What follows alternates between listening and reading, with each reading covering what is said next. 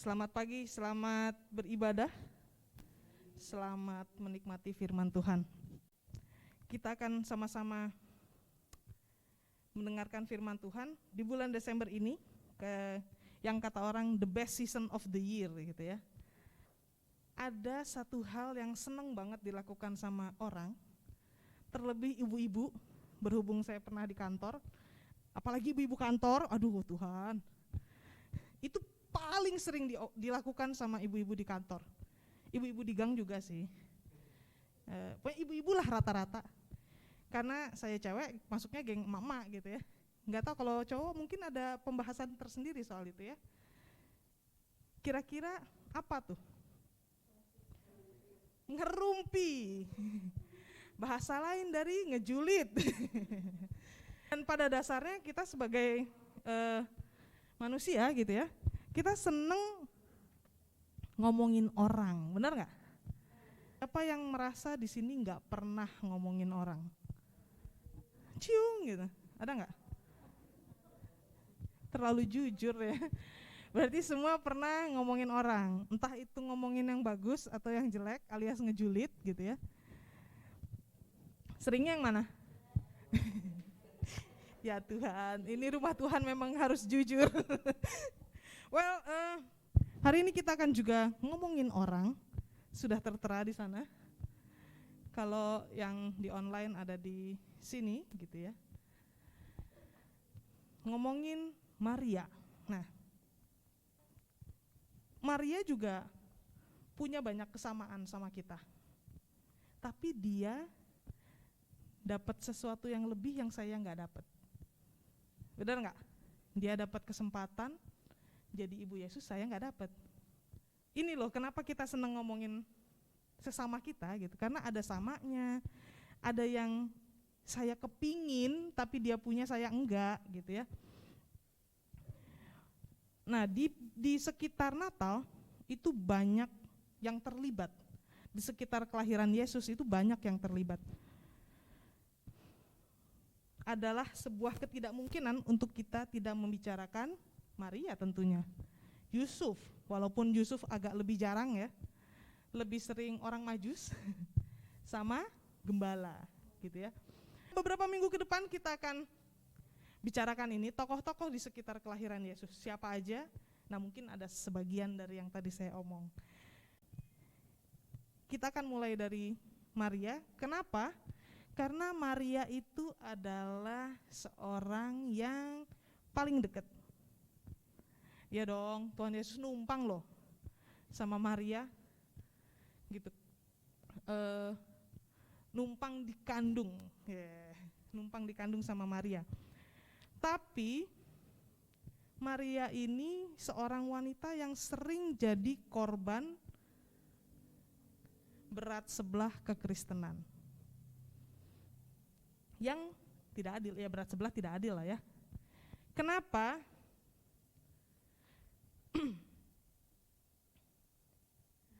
Karena sebagian orang itu mengagung-agungkan Maria sampai dikira menyembah Maria, ya kan? Tapi ada sebagian orang lain, ini kita bicara kekristenan aja ya, nggak usah yang jauh-jauh gitu kemana-mana, nggak usah. Tapi ada sebagian yang lain mengabaikan Maria, seakan-akan Maria itu nggak punya arti. Tuhan Yesus cuma numpang kok di perutnya Maria. Nah, seakan-akan Maria itu nggak spesial. Tapi kita harus mengakui bahwa Ibu Maria adalah seorang yang sangat berjasa dalam proses lahirnya Yesus ke dunia ini. Dan sudah seharusnya kita itu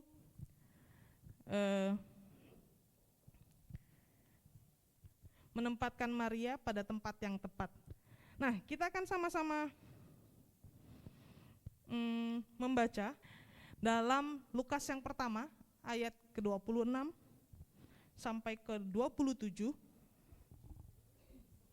Lukas 1 ayat 26 sampai 27. Dalam bulan yang ke-6, Allah menyuruh malaikat Gabriel pergi ke sebuah kota di Galilea bernama Nazaret, kepada seorang perawan yang bertunangan dengan seorang bernama Yusuf dari keluarga Daud. Nama perawan itu Maria. Amin. Silakan duduk. Tuhan memberkati kita yang membaca, mendengarkan, dan melakukan firman Tuhan.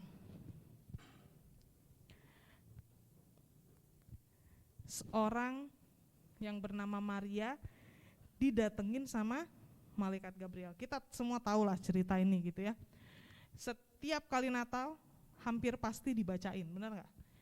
Kalau nggak dibacain, dijadiin fragmen atau dijadiin drama gitu ya. Nah, jadi Maria itu nggak boleh diabaikan, nggak boleh terlalu diagungkan, tapi kita harus tempatkan dia dalam posisi yang tepat. Kita sejajarkan dengan tokoh-tokoh Alkitab yang lain. Maria adalah contoh kehidupan yang dipakai Tuhan memiliki hidup yang menjadi alat bagi pekerjaan Allah yang mulia. Ini kehidupan Maria. Ini yang akan kita bicarakan pada pagi hari ini. Kenapa Maria punya kesempatan untuk jadi alat bagi pekerjaan Allah yang sangat mulia?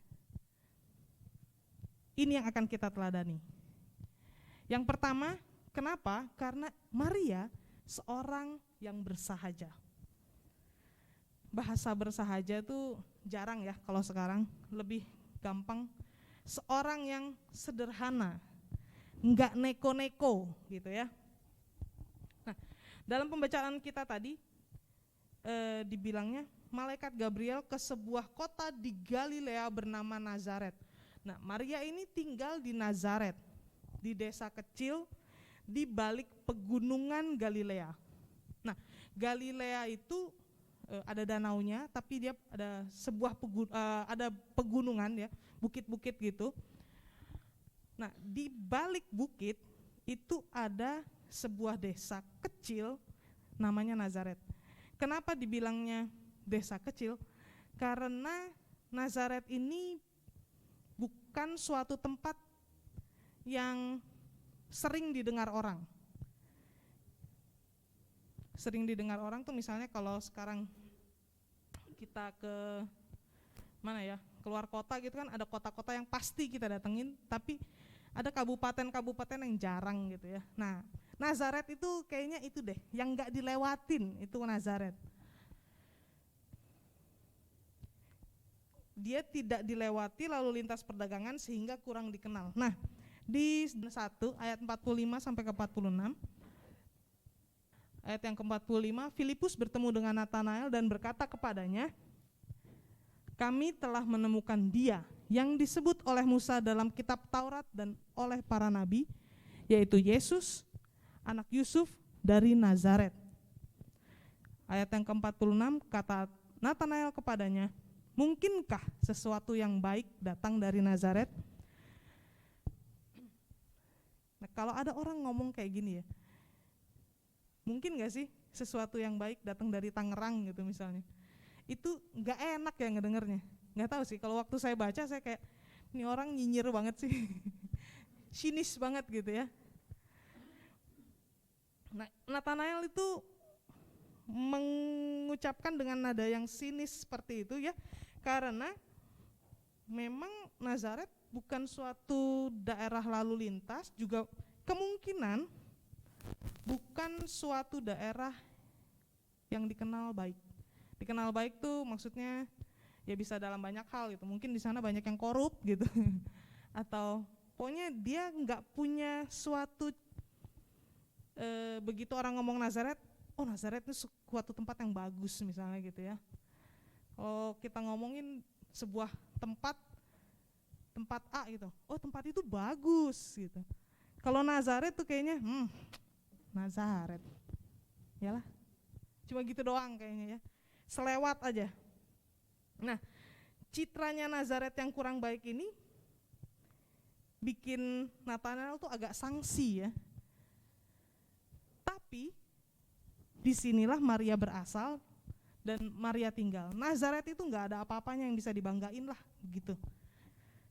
Nazaret baru dikenal setelah Maria disebut gitu. tidak ada yang baik sebelumnya yang kedengeran dari Nazaret, tapi Allah mau pakai seorang wanita dari Nazaret bernama Maria untuk jadi sarana kelahiran Yesus. Seorang dari Nazaret, dari sebuah tempat tanpa kebanggaan, menjadi sarana bagi pekerjaan Allah yang mulia. Jadi buat Tuhan, buat Allah, enggak ada sesuatu hal yang terlalu buruk yang bisa kita lakukan, atau suatu hal yang terlalu sederhana yang kita alami untuk menjadi alatnya Tuhan. Enggak ada sesuatu hal yang, ya kelakuan kita mau seburuk apapun, atau kita kita merasa ya, bukan enggak punya, kita ngerasa kita enggak bisa ngapa-ngapain sampai Tuhan kayaknya enggak pakai saya, itu enggak ada. Jadi Tuhan bisa pakai apapun, Tuhan bisa pakai siapapun untuk menjadi alatnya buat kemuliaan Tuhan. 1 Korintus 1 ayat 27 sampai ke 28. Tetapi apa yang bodoh bagi dunia dipilih Allah untuk memalukan orang-orang yang berhikmat. Dan apa yang lemah bagi dunia dipilih Allah untuk memalukan apa yang kuat. Ke-28, dan apa yang tidak terpandang dan yang hina bagi dunia dipilih Allah, bahkan apa yang tidak berarti dipilih Allah untuk meniadakan apa yang berarti. Jadi jangan beranggapan karena kita berasal dari sebuah tempat yang kecil, dari kampung, karena kita enggak pinter, di situ ditulis bodoh ya, enggak enak. Karena kita enggak pinter, enggak cerdik, dan kita miskin, kita enggak punya apa-apa, sampai Tuhan enggak bisa bekerja melalui kita. Tapi tadi dikatakan bahkan dari tempat yang sangat enggak pernah kedengeran, sangat sederhana, Tuhan bisa pakai. Tuhan bisa bekerja melalui saya, melalui Bapak Ibu Saudara sekalian. Yuk kita ngomong sama-sama yuk. Tuhan bisa bekerja melalui saya. Tuhan bisa kerja melalui saya. Yes, sekali lagi. Tuhan bisa bekerja melalui saya. Amin. Yang kedua, Maria punya sebuah hidup yang beribadah. Hidup beribadah.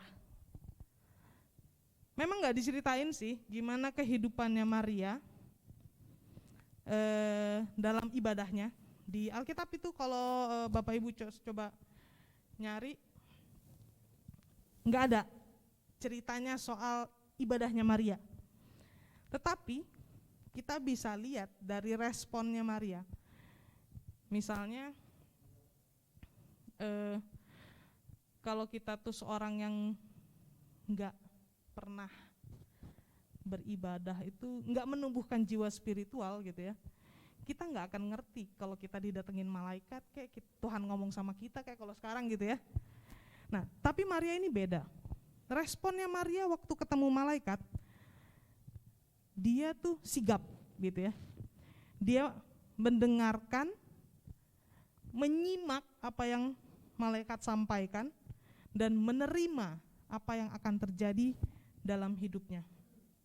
Nah, ini yang menunjukkan bahwa Maria itu adalah seorang yang punya hidup beribadah kepada Allah, bukan cuma muncul dalam sebuah ibadah, tapi menumbuhkan jiwa spiritual. Sehingga dia menjadi seorang yang peka dan paham apa yang malaikat sampaikan. Kita lihat sama-sama dalam Lukas yang pertama ayat ke-28. Ketika malaikat itu masuk ke rumah Maria, ia berkata, "Salam, hai engkau yang dikaruniai, Tuhan menyertai engkau."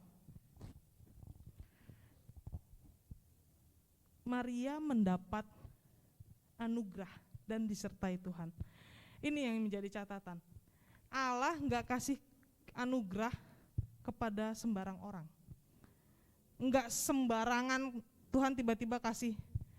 Ya, memang itu hak prerogatif Tuhan, tapi Tuhan punya pertimbangannya. Dan Maria bukan seorang yang sembarangan. Allah melihat gimana kehidupannya Maria, gimana keluarganya Maria, gimana jiwa spiritual Maria itu beneran connect sama Tuhan. Jika kita punya hidup yang beribadah, bukan cuma datang ibadah gitu ya, hidup beribadah, hidup yang berkenan kepada Tuhan, kita juga bisa dipakai jadi alatnya Tuhan. Enggak ada yang amin loh. Saya sengaja gak mau ini tapi gak ada yang amin loh. Punya hidup yang beribadah, hidup yang berkenan kepada Tuhan, kita bisa dipakai jadi alatnya Tuhan. Mau jadi alatnya Tuhan, jangan kepaksa gitu, amin ya. Saya juga gak maksa kok. Enggak ada yang maksa. Dalam Lukas 4 ayat yang ke-16 dikatakan, ia datang ke Nazaret tempat ia dibesarkan, dan menurut kebiasaannya pada hari Sabat ia masuk ke rumah ibadat lalu berdiri hendak membaca dari Alkitab. Nah, orang sering bilang gini, jangan ibadah karena kebiasaan. Dikatakan di sini, biasakanlah dirimu beribadah. Sekarang gini, Tuhan itu membiasakan dirinya, Yesus itu membiasakan dirinya untuk beribadah. Dikatakan, dan menurut kebiasaannya pada hari Sabat. Jadi Tuhan Yesus membiasakan dirinya beribadah. Jadi saya juga katakan nih sekarang, biasakanlah dirimu beribadah. Yang amin cuma satu. Saya menunggu-nunggu. Kadang-kadang gini, kita udah rajin ibadah, tiap minggu datang, doa hari Rabu juga ikutan doa, bikin mesbah keluarga segala macam di rumah, tapi masih banyak yang kita nggak ngerti dari perkataannya Tuhan, benar nggak? Sudah beribadah tapi masih banyak yang rasanya saya belum paham. Rasanya makin nggak ngerti. Jadi yang udah ibadah aja makin sering nggak paham. Apalagi kalau datang ibadahnya cuma sepotong-sepotong. Kalau nonton video gitu ya, satu film. Kalau sekarang kan banyak layanan streaming ya. Ya Netflix, HBO, apalagi WeTV, ya yang Korea hafal itu. Kalau kita nonton gitu sepotong-sepotong, misalnya baru nonton openingnya gitu, durasi 1 jam, 15 menit dipanggil mama gitu, atau 15 menit ada yang gangguin gitu. Rasanya kan kayak gitu, gimana sih, kesel aja gitu. Nggak tahu, kalau saya soalnya kalau nonton harus yang full gitu ya, baru ngerti gitu. Nah kalau kita ibadah cuma minggu ini datang, minggu ini ibadah, minggu depan enggak, minggu depannya ibadah lagi. Nah, itu ibadah yang kayak cuma sepotong-sepotong gitu loh. Banyak yang nggak ngertinya nanti. Walaupun kalau nonton film kan bisa lihat sinopsisnya gitu ya. Kan hidup kita nggak ada sinopsisnya gitu. Sinopsisnya minta sama Tuhan langsung. Jadi membiasakan diri kita secara rutin beribadah, secara rutin itu continue gitu ya. Kita bisa makin ngerti apa yang Tuhan mau. Kalau sepotong-sepotong ya ngertinya cuma sepotong-sepotong aja, nanti malah jadi sesat. Yang ngerti sebagian dianggap ngerti semua, jangan dong. Kita mau beneran mengerti itu, mengerti secara keseluruhan. Yang Tuhan mau dalam hidup saya itu apa sih gitu. Jadi dengan membiasakan diri kita beribadah, kita bisa tahu secara keseluruhan Tuhan dalam hidup saya tuh maunya gimana supaya bisa saya memuliakan Tuhan, gitu ya. Biasakanlah dirimu beribadah. Yes. Yang ketiga, yang terakhir, Maria itu adalah seorang yang PPD, penuh penyerahan diri. PPD, bukan bus. Saya tahu, sudah ada yang ketawa-ketawa soalnya. Well, nggak apa-apa, kalau diingat itu nanti bisa sewaktu-waktu diingat, bisa kalau bahasa orang yang sangat rohani, bisa merema dalam kehidupan gitu ya. Nice. Oke. Maria adalah seorang yang PPD, penuh penyerahan diri. Dan ini adalah sebuah ciri khas Maria yang sangat-sangat harus kita pelajari dan teladani. Sebagai wanita Yahudi, wanita Timur Tengah kalau kita bahasanya sekarang gitu ya. Seorang wanita di Timur Tengah itu penuh dengan aturan. Sangat penuh aturan. Mau dari zaman dulu sampai ke zaman sekarang, apalagi zaman dulu gitu ya, maksudnya zaman sekarang aja penuh peraturan. Budaya Indonesia banyak adalah 11-12-nya dengan budaya di Timur Tengah sana gitu ya. Jadi ketika Maria menerima perintah Tuhan untuk mengandung Yesus, itu menjadi apa ya, saya bilang punya beban moral tersendiri gitu buat Maria. Maria tuh jadi punya resiko tinggi untuk dijulitin orang lah, bahasanya gitu gampangnya ya. Penuh aturan. Nah, wanita di Timur Tengah itu sampai sekarang sering kali di bawah bayang-bayang pria ya, bener ya. Pokoknya paternalnya sangat kuat gitu, dan gak boleh ada kesalahan. Nah jadi kehamilannya dia itu sangat beresiko. Tapi Maria dalam pembacaan Alkitab, mungkin Om Tante bisa coba mengulang, siapa tahu saya salah gitu kan. Coba mengulang, nanti baca tuh ceritanya secara lengkap di Lukas tadi. Maria cuma bilang gini, di Lukas 1 ayat yang ke-38, sesungguhnya aku ini adalah hamba Tuhan, jadilah padaku menurut perkataanmu itu. Lalu malaikat pergi meninggalkan dia. Nah, ketika malaikat menyampaikan maksud kedatangannya, Maria cuma bilang, jadilah padaku menurut perkataanmu itu.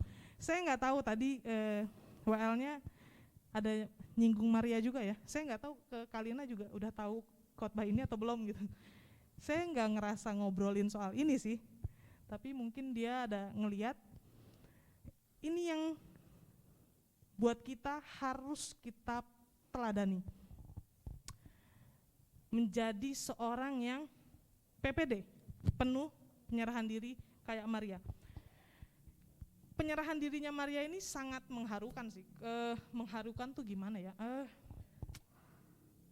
Dia benar-benar orang yang nerimo. Kalau bahasa Jawanya ya nerimo ya. Bukan nelongso ya, nerimo. Beda. Sangat berbeda.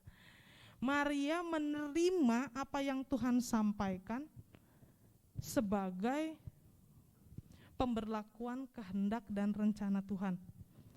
Dia menerima semua konsekuensi, menerima semua resiko dari kehamilannya. Nah, konsekuensi dan resikonya itu apa aja sih? Ini yang kelihatan doang, gitu ya. Pertama, dijulitin. Tadi saya bilang, Maria itu beneran kalau di Timur Tengah jadi bahan empuk buat satu kampung ngomongin dia. Karena dia hamil di luar nikah. Tiba-tiba udah punya tunangan sih, tapi tahu-tahu hamil, belum ada pesta nikahnya gitu kan. Yang kedua, pertunangannya terancam bubar. Karena kalau Yusuf nggak menerima keadaannya Maria, dan memang Yusuf sudah memikirkan ya, benar nggak? Sudah memikirkan, itu memang benar-benar terancam buyar tuh. Tapi Maria tetap terima tuh. Yang terakhir ini yang sangat mengancam nyawa dia adalah ancaman hukuman rajam. Kalau Yusuf enggak menerima Maria, Maria bisa dirajam tuh apa ya? Dilemparin batu gitu ya, sampai mati. Hukumnya di sana begitu. Kalau ada orang hamil di luar nikah, hukumnya berarti dia punya dosa. Lempar sampai mati. Kalau Yusuf nggak bertanggung jawab. Jadi ini adalah sebuah apa ya? Saya sih nggak kepikiran ya. Maksudnya nggak kepikiran tuh. Kok bisa sih nih orang terima gitu aja gitu? Nggak banyak pertanyaan, nggak banyak mikir, ya benar nggak? Nggak banyak nanya. Dia bilang ya udah, saya terima Tuhan. Monggo, lakukan apa yang Tuhan pikir baik buat hidup saya. Ini tuh gak gampang gitu ya. Bagi Maria ini adalah sebuah pengorbanan yang sangat besar. Karena bukan cuma masa depannya yang dipertaruhkan. Di sini dituliskan masa depan hidupnya dipertaruhkan. Tapi bukan cuma itu. Buat saya kalau dipikir ke depan gitu ya, hidupnya pun dipertaruhkan gitu, nyawanya pun dipertaruhkan. Karena pengorbanan yang kayak gini itu sekarang sulit banget didapat, benar nggak? Seorang yang PPD, penuh penyerahan diri, saat ini tuh sangat-sangat sulit didapat. Saya mengakui nggak mudah. Menjadi seorang yang penuh penyerahan diri itu nggak mudah. Banyak orang maunya yang instan.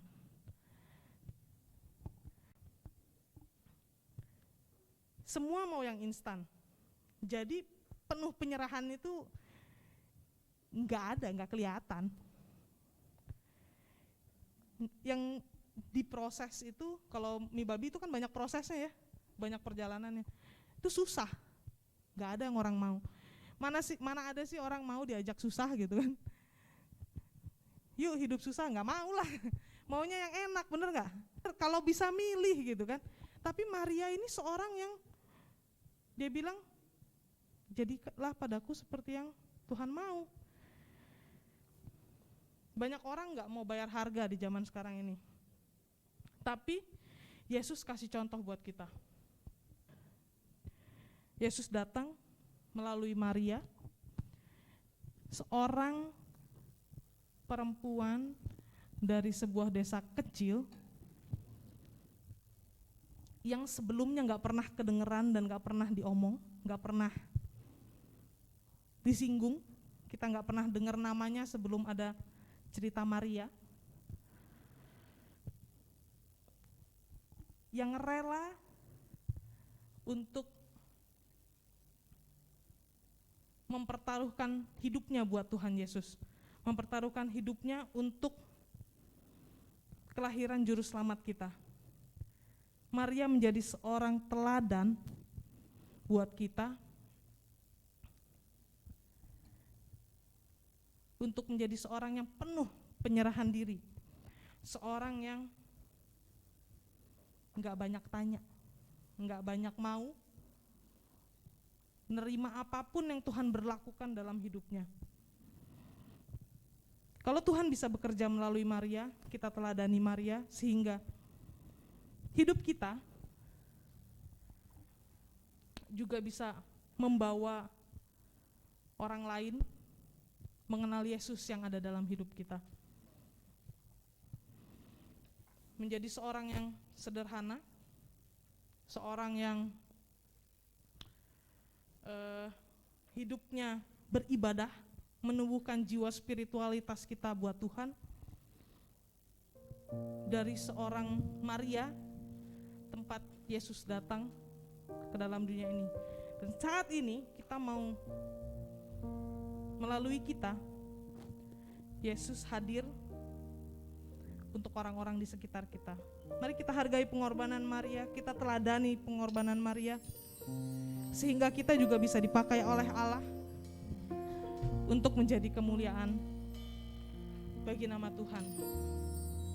Mari kita sama-sama bangkit berdiri.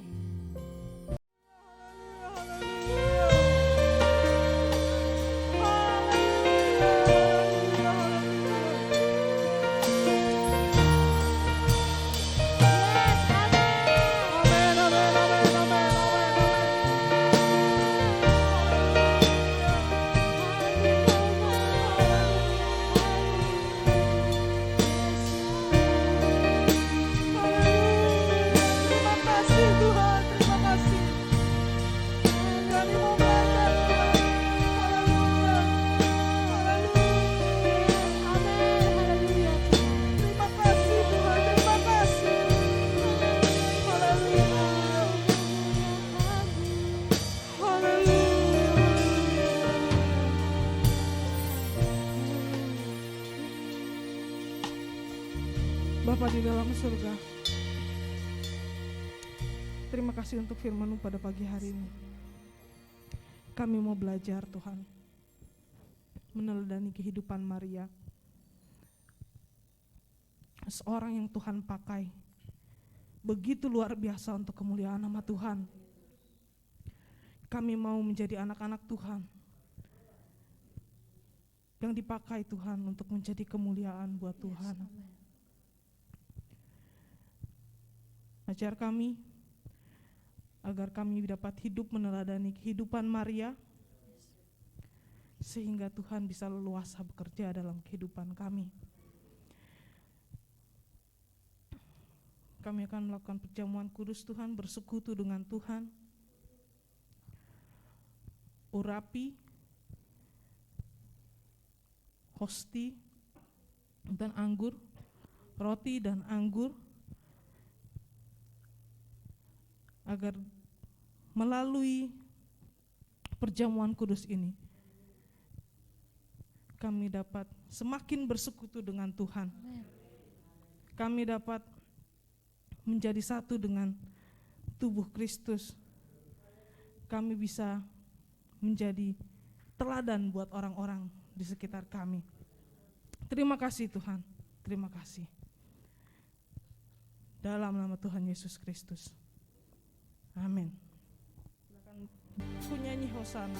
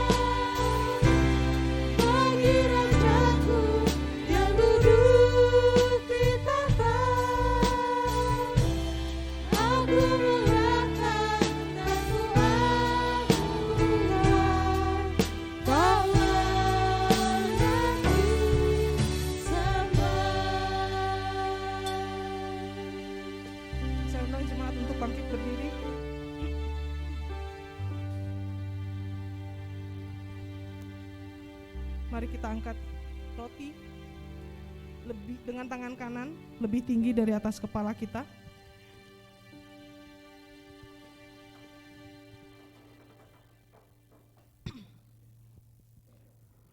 Roti ini melambangkan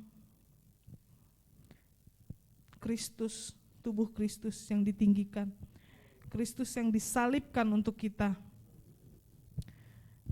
Kristus yang menyerahkan dirinya bagi kita, orang-orang yang berdosa, karena cintanya Tuhan kepada saya, kepada Bapak Ibu Saudara.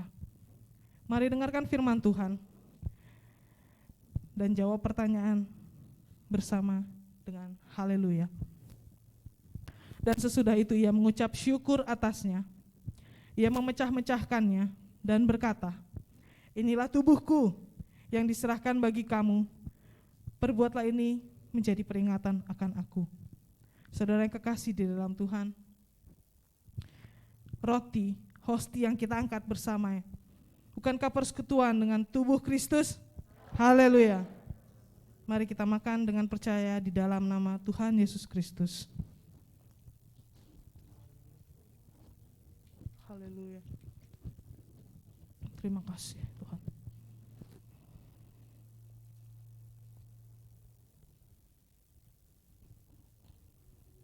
Angkat cawan lebih tinggi dari atas kepala kita. Tubuh Kristus yang dipecahkan di atas salib, mengalir darah. Darah yang menetes untuk mengampuni dosa kita, mengampuni dosa Bapak Ibu Saudara, mengampuni dosa saya.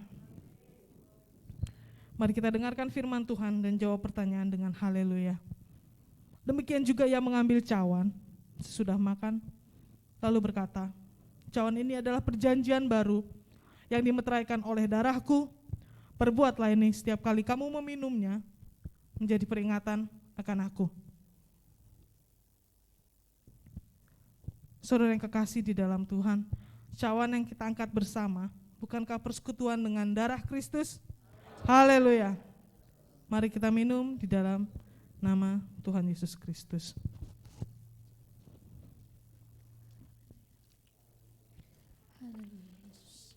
Haleluya.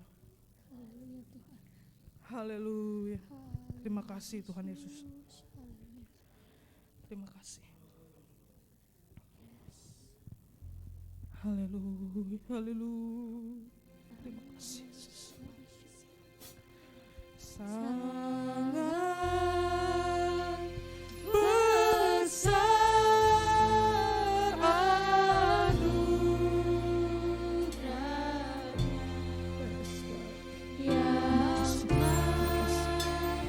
ku terima. Haleluya.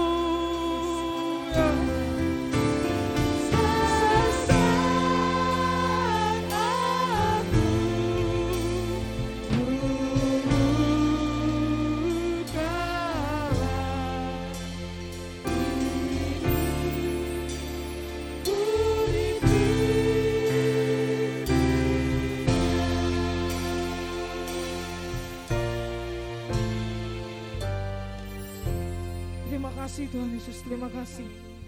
Terima kasih untuk persekutuan dengan tubuh Kristus, dengan darah Kristus pada pagi hari ini. Terima kasih Engkau telah memberkati kami sepanjang ibadah kami. Kami bersyukur kami punya Allah yang mau memakai kami menjadi kemuliaan buat nama-Mu Tuhan. Terima kasih Tuhan. Hamba-Mu berdoa untuk setiap jemaat yang hadir pada pagi hari ini. Setiap persembahan yang diberikan, setiap perpuluhan yang dikembalikan kepada Tuhan, Tuhan memberkati berlipat kali ganda. Tuhan mencukupkan segala kebutuhannya. Baik orang tua, baik anak-anak, bahkan anak-anak kecil Tuhan, Engkau berkati kehidupannya, Engkau berkati masa depannya, Engkau pakai hidupnya, hidup jemaat-Mu menjadi kemuliaan buat nama Tuhan. Terima kasih. Hamba-Mu juga berdoa untuk Bapak Gembala yang saat ini melayani Tuhan di Sulawesi, di Tanah Toraja. Tuhan, Engkau memberkati beliau dengan kesehatan, sehingga setiap pelayanan yang dikerjakan dengan semangat, dengan kesehatan yang dari Tuhan, sehingga jemaat-jemaat Tuhan di mana-mana tempat di Sulawesi bisa semakin mengenal Tuhan, semakin mau memuliakan Tuhan dalam kehidupannya. Berkati hamba-Mu yang akan kembali dalam beberapa hari ke depan. Berkati perjalanan pulang, setiap perjalanan yang diadakan di sana Tuhan sertai. Terima kasih Tuhan, terima kasih. Tuhan memberkati Engkau, Tuhan melindungi Engkau, Tuhan menyinari engkau dengan wajah-Nya dan memberi engkau kasih karunia. Tuhan menghadapkan wajah-Nya kepadamu dan memberikan engkau damai sejahtera. Terimalah berkat dari Allah Bapa, damai sejahtera dan kasih karunia dari Tuhan Yesus Kristus, persekutuan Roh Kudus menyertai kita semua sampai dari hari ini sampai pada Maranatha Tuhan datang kali yang kedua. Kiranya berkat Natal, berkat selama bulan Desember menyertai setiap anak-anak Tuhan. Kami berdoa di dalam satu nama, yaitu di dalam nama Tuhan Yesus Kristus, Juru Selamat dan Penebus kami berdoa.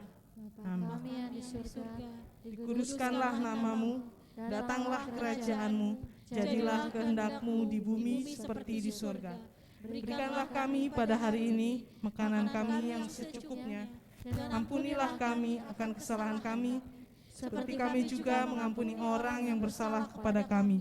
Dan janganlah membawa kami ke dalam pencobaan, tetapi lepaskanlah kami daripada yang jahat.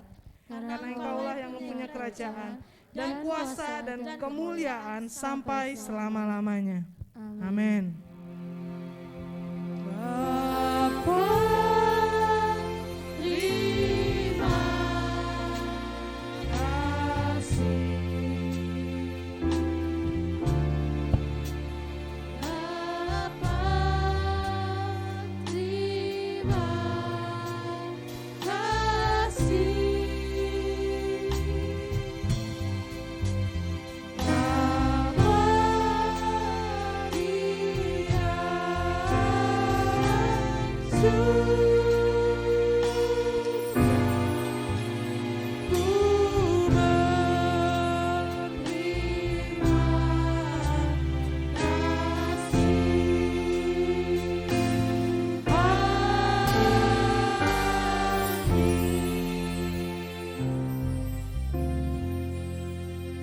Demikian ibadah kita. Selamat pulang.